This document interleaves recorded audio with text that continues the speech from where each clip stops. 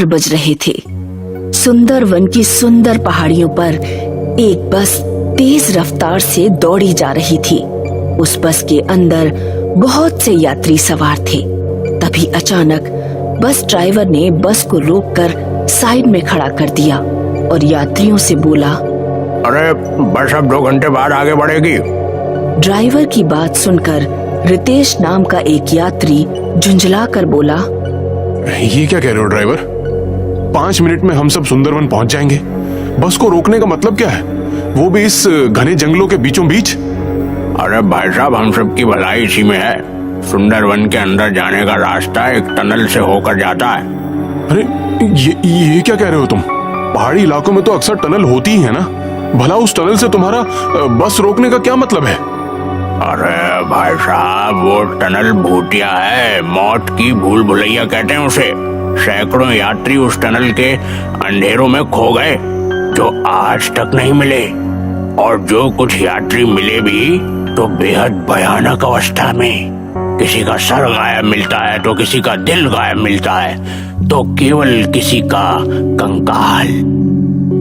मैं इन बकवास बातों को नहीं मानता।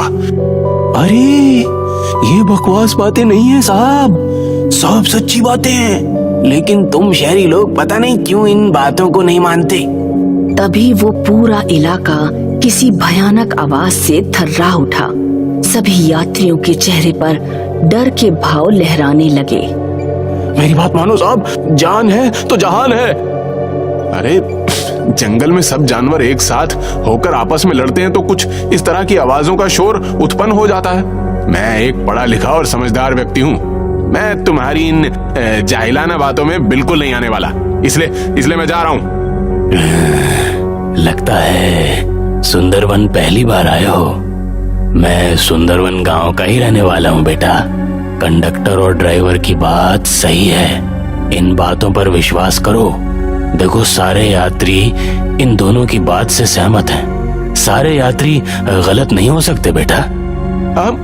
अगर सारे यात्री चुप हैं तो इसका मतलब ये नहीं कि वो सब सही हैं। एनीवे, आप बुजुर्ग व्यक्ति हैं और मैं बुजुर्गों का सम्मान करता हूँ, तो मैं इस जगह पर 2 घंटे बिल्कुल नहीं बिताने वाला।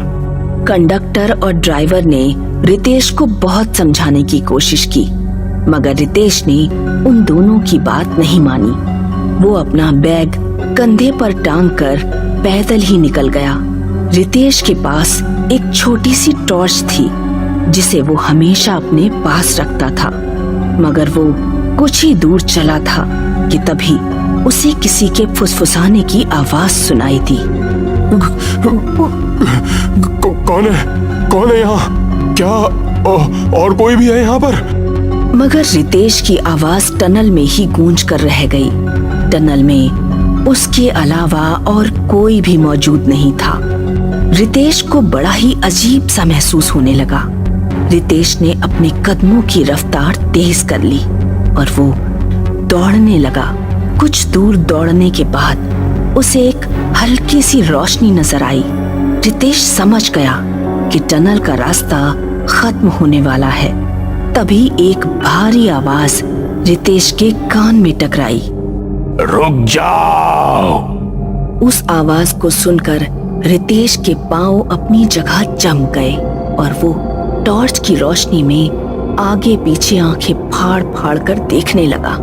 तभी उसकी निगाह टनल के एक अंधेरे कोने पर पड़ी, जहां पर कोई खड़ा हुआ था जिसकी लाल लाल रक्त जैसी आंखें किसी बल्ब की तरह चमक रही थी। डर की वजह से ही रितेश के हाथ पांव फूल गए। तभी उसकी नाक से एक असहनीय दुर्गंध टकराई। उसने अपनी नाक पर रुमाल रखा ही था कि तभी वो आंखें उसके बहुत करीब आ गईं। रितेश की दिल दहला देने वाली चीख उस अंधेरी टनल में गूंज गई। इस घटना के 1 महीने बाद दिल्ली। रागिनी अपने दोस्त राहुल और दिशा के साथ बैठी हुई थी। रागिनी का उदास चेहरा देखकर दिशा रागिनी से बोली, कब तक ऐसी उदास रहोगी रागिनी? रितेश की मौत का हम सबको बहुत दुख है। हाँ दिशा सही कह रही है रागिनी, तुम्हें इस तरह से उदास नहीं होना चाहिए। ये सब मेरी ही गलती है। मुझे सुंदरवन के जंगलों के फोटो खींचकर लाने थे, मगर मैंने उसे अपने बदले भेज दिया। अगर मैं उसे सुंदरवन जाने के लिए नहीं बोलती तो आज वो जिंदा होता। लेकिन मेरी एक बात समझ में नहीं आई, आखिर रितेश की लाश सुंदरवन के पास जंगल के कुएं के अंदर कैसे मिली? यही सोच सोच कर मैं पागल हुई जा रही हूँ दिशा। पुलिस के मुताबिक रितेश सुंदरवन से 5 किलोमीटर दूर पहले उतर गया था और सारे यात्रियों ने उसे सुंदरवन की ओर जाते देखा भी था। समझ में नहीं आता फिर उसकी लाश सुंदरवन से 20 किलोमीटर पीछे उस जंगल के कुएं में कैसे मिली। मैंने सुना है कि सुंदरवन जाने का रास्ता जिस टनल से होते हुए जाता है वो टनल भूतिया है। कहते हैं वहां पर अक्सर यात्री गायब हो जाते हैं। पुलिस के मुताबिक कंडक्टर और ड्राइवर ने रितेश को चेतावनी भी दी थी, मगर रितेश ने उनकी बात नहीं मानी। What nonsense, Rahul.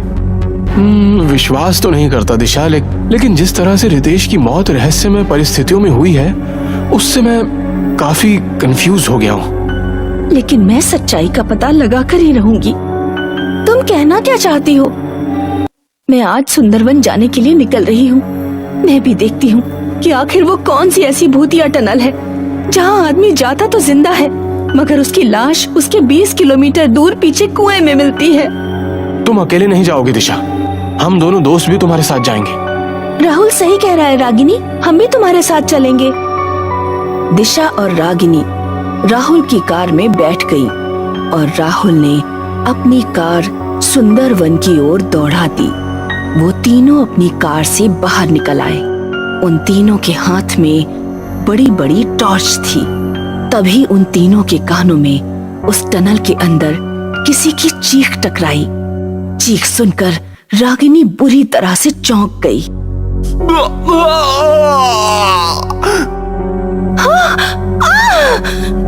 ये चीख तो रितेश की है।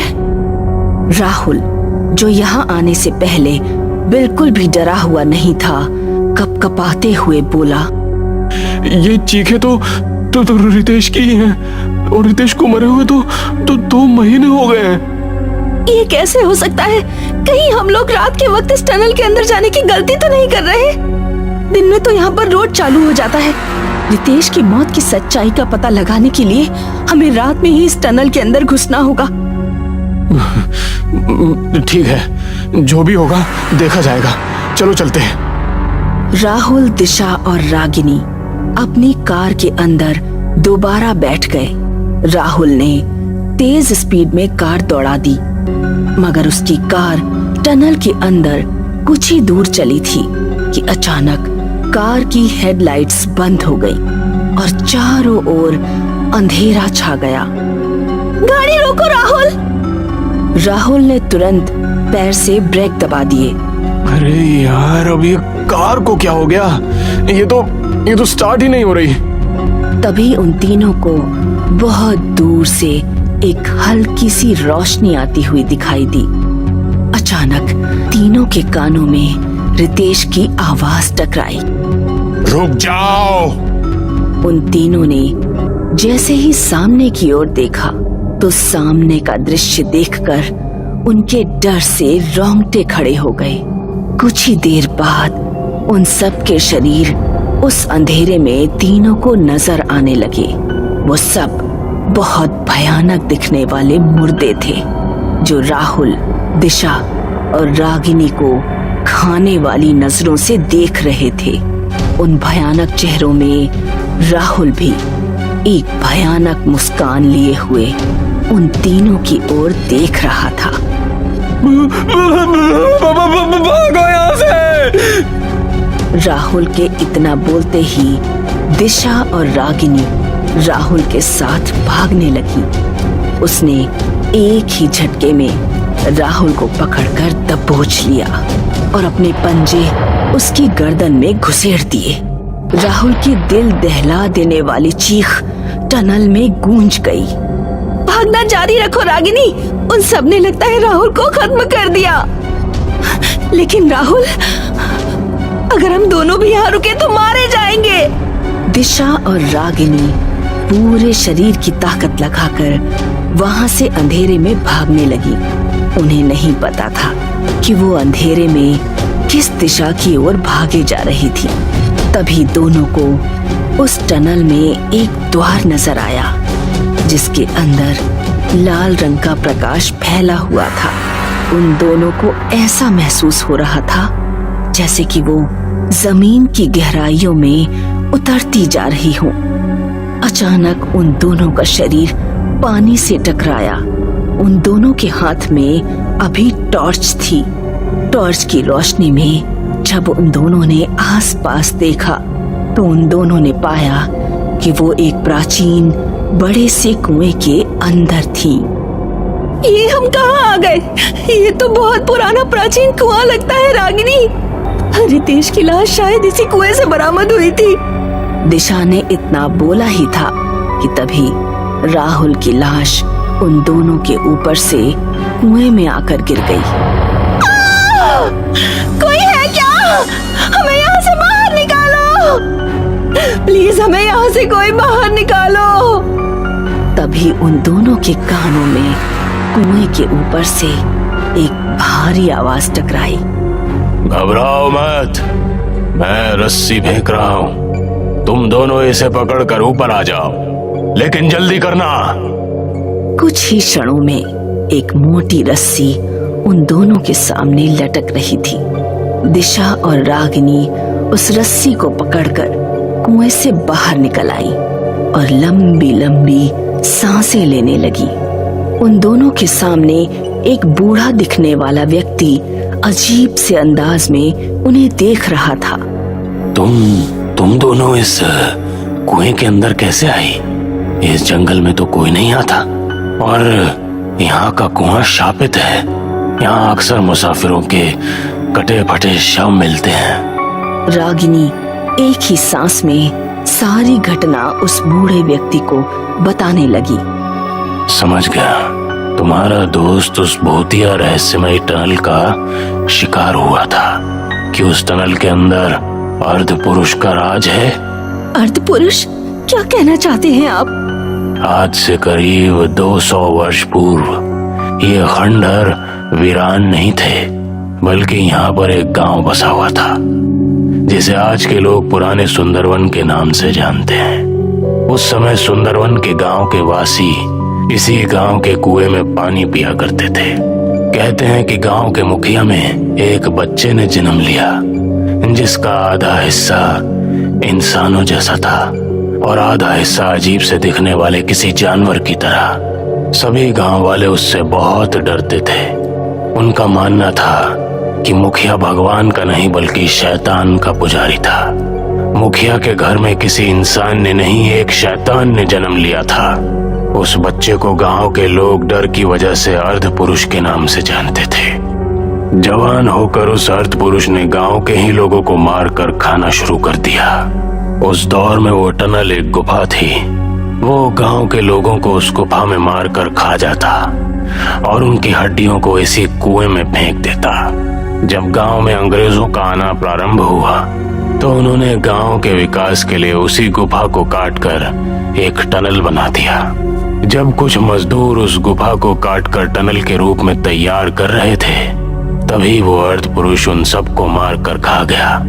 अंग्रेजों ने क्रोधित होकर उस अर्ध पुरुष को उसी टनल में जिंदा जला दिया। जब उसे अंग्रेजों ने जिंदा जलाया था वो रात का समय था। तब से आज भी रात के समय वो उस टनल में अपने शिकार का इंतजार करता है और वो जिन लोगों को मारकर खाता है उनकी आत्माएं उसके वश में आ जाती हैं। हमने तो सुना था कि यह टनल हॉन्टेड है, लेकिन इतनी बारीक जानकारी आपको कैसे मिली?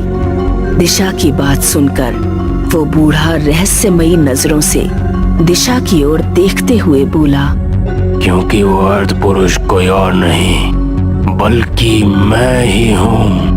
बूढ़े ने इतना कहा ही था कि तभी कुएं के अंदर से बहुत तेज किसी के हंसने की आवाजें गूंजने लगी।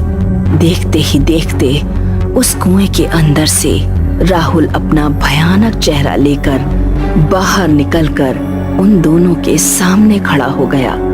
दिशा और रागिनी के सामने वही टनल वाले भयानक चेहरे खड़े हुए थे।